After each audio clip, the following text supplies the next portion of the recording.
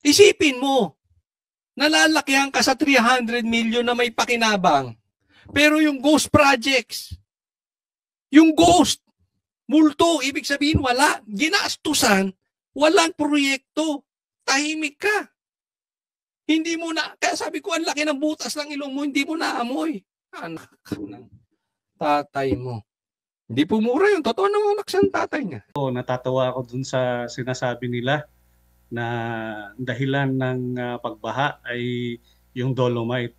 Bakit hindi nila tignan at alam naman ng Pilipino people na merong proyekto para sa flood control projects na hindi ginamit, no? Kaya pagdating ng malakas na ulan ay meron talagang pagbaha kasi umaapaw yung mga sapa, no, mga ilog dahil yung proyekto na dapat sana ay protektahan yung hindi pag-apaw ay hindi naman ginamit ng ating mga opisyal sa gobyerno, no? So ito tingin ko panglilihis lang ito sa tunay na issue.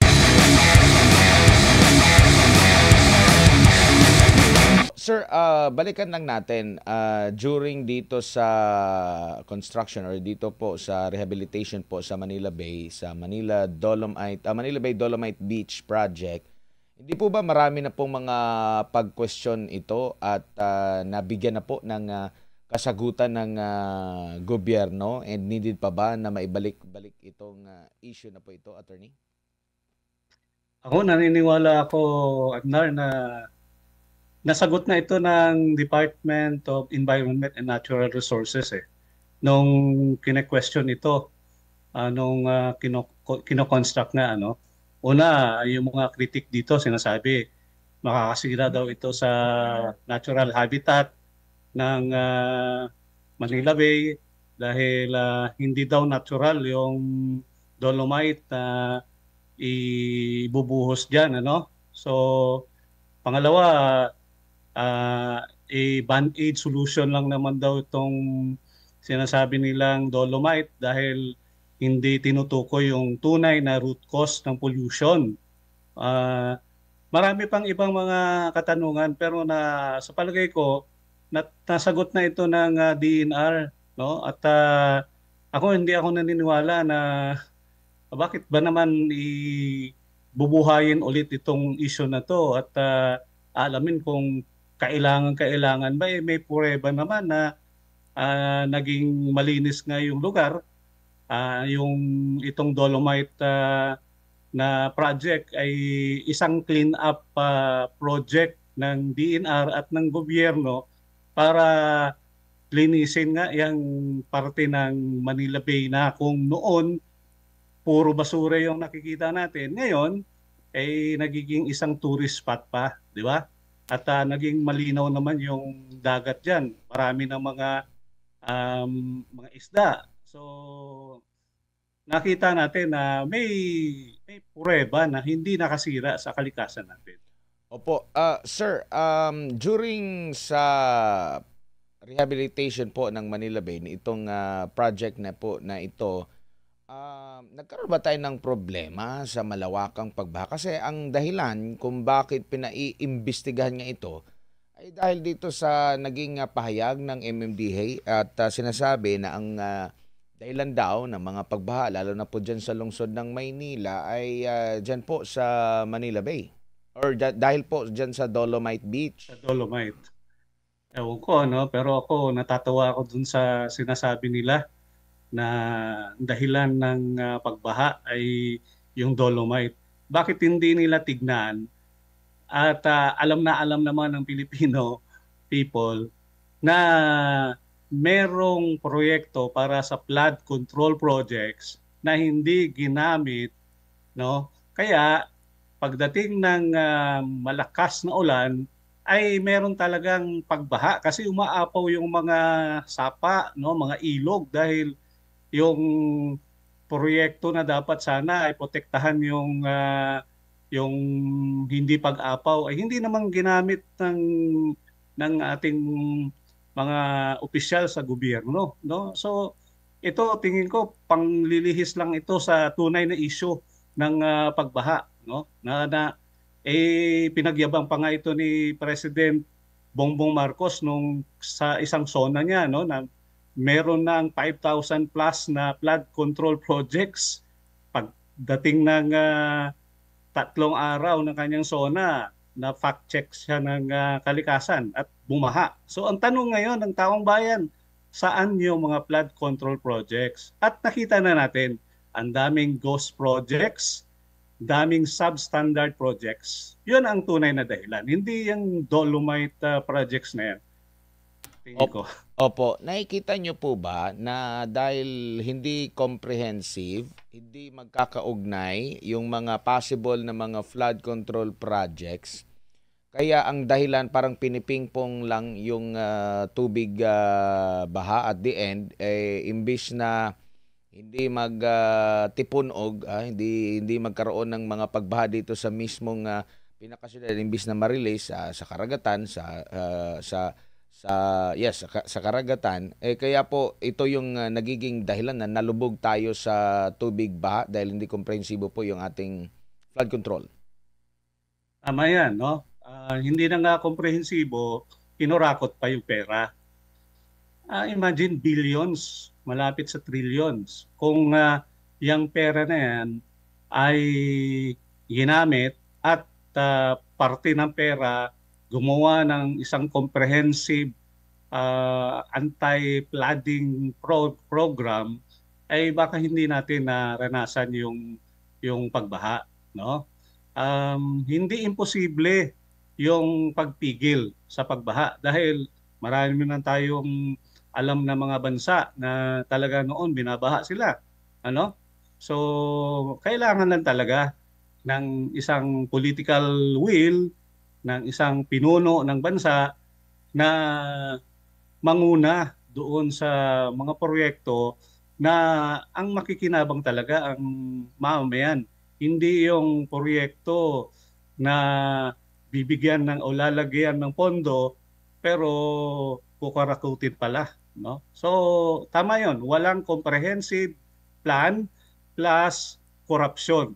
Ang resulta, baha ang binaha ang taong bayan, binaha din ang bulsa ng pera ng mga kurakot na opisyal. Opo, at marami din po mga kumakalat din po ng mga information na parang yung pag implement nitong project na ito ay basta lang tinambak yung Dolomite dyan po sa Manila Bay. Wala bang thorough study po? Kasi nagkakalaga ito ng mahigit 300 milyong piso. Sa inyo pong pagkakaalam, ano po yung mga component nito? Kabilang na rin po ba sa nabigyan ng pag-aaral yung posibleng epekto nito sa mga pagbaha? Baka yung tubig nalabasan sana papuntang Manila Bay ay mabarahan. Gaano ka-komprehensibo po itong pag-aaral na ito po, sir? Kung meron po kayong information para sa kaalaman na lang din po ng lahat, kasi ang nangyayari, sinasabi nila parang ano lang yan palamuti lang yan tinambak lang yan, yun na. Sa totoo lang, Admar, nung panahon ko sa DNR ay hindi ko naabutan yan, no? Dahil 1 year and 7 months lang ako dyan sa DNR. Pero ang isa sa na pag-usapan na namin ay yung continuing mandamus na pinataw ng Supreme Court, no, against sa DNR. At isa sa naging tugon nga ng DNR yung paglinis diyan sa Manila Bay. At yung Dolomite project na yan, I think is one of the many projects, no, mga vital components para matugunan nga yung continuing mandamos ng Supreme Court against sa DNR at iba pang mga ehensya. Hindi ko masagot yung mga specifics, no? Pero I think pag gumawa naman ng isang proyekto yung sa ang DNR particularly, may study naman diyan na ginawa at nakita ko naman ngayon na may ebidensya, no, na hindi naman siya talagang ang sabi kasi dati is nakakasira dahil hindi nga natural, no. So ngayon nakikita natin na hindi naman nagtangbat ulit, 'di ba? Hindi naman na nawala yung dolomite. In fact, nalinis pa nga yung dagat at maraming mga isda ngayon na nakikita nating lumalangoy-langoy diyan sa dalampasigan. So I think yung ang general viewpoint ko lang dito, may pag-aaral yan. Hindi ko lang masabi kung ano yung specifics ng pag-aaral. Opo, bago lang si partner MJ, speaking of pag-aaral, meron ding resulta po na talagang nakapagbawas ito ng polusyon dyan po sa Manila Bay na isa talaga sa mga matinding polluted na katubigan po dito po sa ating bansa, sir. Pero nakikita nyo po ba na kaya nagkaroon ng pagbaha is dahil hindi na po ito na-maintain? Kasi hindi lang naman po na after nitong maitambak yung dolomite, wala nang maintenance. Baka nagkulang po ng maintenance or sinadyang walang support para i-maintain po itong proyekto na ito dahil sa usaping politika. Dahil ito ay during sa Duterte administration, which in fact, nung panahon na ito'y binuksan po sa publiko, ay talagang nag-enjoy yung ating mga kababayan. Dinumog ito. Libo-libo po yung talagang bumibisita, dumadalaw dito po, attorney.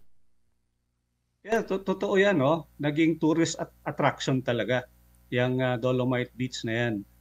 At nung nawala na nga si Presidente Duterte, napansin ko na hindi na-maintain. At in fact, pag during merong mga bagyo, hindi kaagad nililinis, no? So, tingin ko meron ding aspeto diyan na Mar, no, na baka dahil ito yung parang Duterte legacy at gusto nilang sirain yung Duterte legacy, hindi nila susuportahan itong mga proyekto na ito katulad itong Dolomite Project. So pero masama ang masama ang governance no. Dapat suportahan yung mga mabuti kung kailangan i-improve pa. Huwag yung sirain dahil sa totoo lang sayang yung pera kung itong dolomite na ito ay hindi suportahan, hindi improve, no? So yun. Kung may politika diyan talagang masamang governance yan. Hindi yan dapat ginagawa ng administrasyon na to. Pero alam naman natin ano yung ugali ng administrasyon na to, no? Lahat ng mga Duterte good projects ay talagang hindi pinagpatuloy. So ano pa ang maaasahan natin, di ba? At nakita naman natin sa ngayon talaga na ganun talaga yung trajectory ng Marcos Jr. administration. Opo, attorney, mayong gabi sir. Si MJ po ito. Mayong gabi. Opo, may nagpapatanong po dito na yung timing ba no ng pagbubukas ng investigasyon sa flood control. I mean sa Dolomite Beach dyan sa Manila Bay. Yung timing niya sa issue sa flood control kasi may nagtanong dito sa ating comment section. Halata daw na para hindi mawala yung Duterte, yung apelidong Duterte sa issue sa flood control. Duterte flood control, kaya inuugnay po yung Manila Bay Dolomite Beach, attorney. Yeah, totoo yan, no? Pansin na natin yan. Na in fact, parang nakikita ko na ngayon script na gusto nilang gawin na mapawalang sala yung mastermind. Hindi ko lang mabanggit sino yung mastermind dahil hindi naman ako kasama sa nag-iimbestiga, pero alam na ng taong bayan sino 'yon, di ba? Para mapawalang bisa, gumagawa sila ng scapegoat. At sino yung scapegoat? Malinaw din, no? Na ididiin nila diyan si dating Congressman Saldico. Tapos gusto rin nilang hanapan ng butas yung mga Duterte, no? Kaya nga nag-iimbestiga rin sila. Yung ICI nag-iimbestiga rin doon sa Davao City na sa ngayon na I think ngayon o kahapon nag-imbestiga sila. Unfortunately, ang dapat na tignan nga nila ngayon yung dito sa Cebu, no? Dahil malawakan yung pagbaha sa Cebu, dapat puntahan nila dito, tulungan nila yung mga biktima ng pagbaha dito sa Cebu, hindi doon sa Davao City. Nakakatawa nga, MJ, itong script na gustong gawin ng BBM administration. Pero hindi na tayo paluloko eh. Alam na ng taong bayan ano yung script na yan eh. Ano?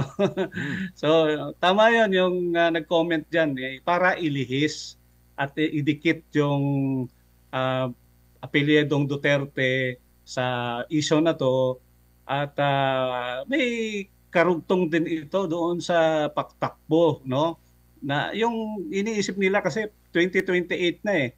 Kapag tumakbo si VP Inday Sara, no, na isang Duterte, ay dapat mapigilan yan at idikit yung apelyedong Duterte dito sa flood control projects na ito. Tsaka sa first 3 years naman na attorney ng kasulukuyang administrasyon, hindi naman natin narinig na may ganoong pagsisiyasat o may ganoong pagkwestiyon sa nasabing proyekto. Ngayon lang natin ngayon lang 'to lumabas na question o nahakbang sa gitna po ng issue sa flood control. Pero magkagayon man, sinabi po ng Malacanang attorney na wala pong kaugnayan o has nothing to do ang President Marcos Jr. sa pagpapaimbestiga ng Kamara sa Dolomite Beach project. Anong masasabi po nyo dyan, attorney, bilang former Undersecretary ng DENR ng former administration? Well, ano pa ba ang mga salita ng Malacanang na dapat natin paniwalaan? Kasi marami naman sinasabi yung Malacanang na ganito, pero ang totoo ay hindi, di ba? Well, sige, tanggapin natin at face value yung sinasabi na wala silang kinalaman, pero marami na tayong karanasan na MJ na sinasabi, wala kaming alam dyan, pero sa totoo lang meron. No? Katulad na lang sa pagpahuli kay President Rodrigo Duterte. Hindi inaamin na meron silang hand, pero may mga ebidensya na nakikita tayo na mismo ang Pangulo, ang utak. No? Ang ibig sabihin, yung Malacanang may alam. No? So, yun. Opo, tsaka hindi lang naman ang Dolomite Beach ang restoration project, coastal restoration project ng nakarang administrasyon. Naalala po niyo yung matinding ginawa sa Boracay, attorney? Yes. Mas Tama matindi yun, attorney. Yeah. Oo, yung Boracay, no? Yun yung pinaka ako na ano ko yon, na abutan ko yon dahil sa totoo lang ako yung sa solid waste management na in charge, USEC for the solid waste management, at may report ako tungkol doon sa solid waste management na hindi batay sa batas sa RA 9003, no? At naipasa ko yan kay Secretary Roy Simato. At yan din yung report na nalaman ng ating dating presidente Rodrigo Duterte, at kaya nagkaroon siya ng pangamba nga kung hindi aayusin itong Boracay na to 10 years from yung taon na yon, ay wala na tayong maipagyabang na Boracay, no, sa ating bansa. Kaya talagang may political will, maraming nagreklamo, maraming kritiko, pero talagang ginawa niya yung Boracay projects na yan. At ngayon, nakikita naman natin ano ang resulta, no? Kaya nga lang, may mga reports na naman na MJ na ako na napabalitaan na tila hindi rin sinusuportahan itong Boracay project na ito dahil Duterte project ito. So yun, masamang governance talaga. Lahat na lang, attorney, no? Lahat na lang eh. Lahat na lang. Oo, attorney, sa mga kababayan po natin, no, na patuloy pong nanunood at sumusubaybay sa lahat po ng ating mga palatuntunan at sa mga nagaganap po ngayon sa Pilipinas. Ano po ang inyo pong payo sa kanila, Yusek, sa mga issue ngayon concerning the Dolomite Beach Project at iba pang mga proyekto ng DENR dati na nakikita po ninyo na maaari ding silipin ng kasulukuyang pamahalaan? Ang pakiusap ko sa ating mga kababayan ay magmatiyag tayo. No, wag tayo padala sa mga fake news na binabalita ng mga, alam mo na, yung mga vloggers na sinasabi nilang yung ito daw yung katotohanan, no. Alam na natin ano yung totoo talaga, no. Una-una, yung um, flood control projects ay talagang ano yan, may massive ang corruption diyan. Alam na natin 'yan. Alam na natin na sino-sino yung mga responsableng tao diyan, no? At maraming dapat na tanungin tayo sa gobyerno na ito, no? Halimbawa, yung sa PhilHealth lang ay naibalik na ba yung 80 billion o yung 69 billion, no? Kasi until now wala pa tayong nababalitaan. No, dapat ito yung mga pinagtutuunan ng pansin ng House of Representatives sa kanilang mga investigasyon, no? Kamusta na yung kabuhayan ng ating mga kababayan? Yung umaangat ba ang kahirapan o hindi hindi naging epektibo yung mga dole-out programs ng gobyerno. So mga kababayan, no, wag na tayong magtulog-tulugan, no. Kailangan magising na tayo, kumilos na tayo at kung kailangan na pakita tayo ng lakas natin sa kalsada at para marinig na talaga itong matagal na nating galit at hinaing, no, na galit na ang Pilipino sa kurakot na ginagawa at gustong gawin pa ng Marcos Jr. Government na ipawalang sala, no, yung talagang mastermind ng mga kurakot na to, no, at wag na tayong padala sa mga sweet words ng ating namumuno sa ating pamahalaan. Basta alam natin, no, ito ang pinaka-worst na government. Ako, yun na talaga, no, yung 2025 na budget, no, pinaka-corrupt at talagang sana itong 2026 budget na to ay hindi rin corrupt, no, pero ako hindi na rin ako naniniwala na may pagbabago sa ilalim ng Marcos administration na to.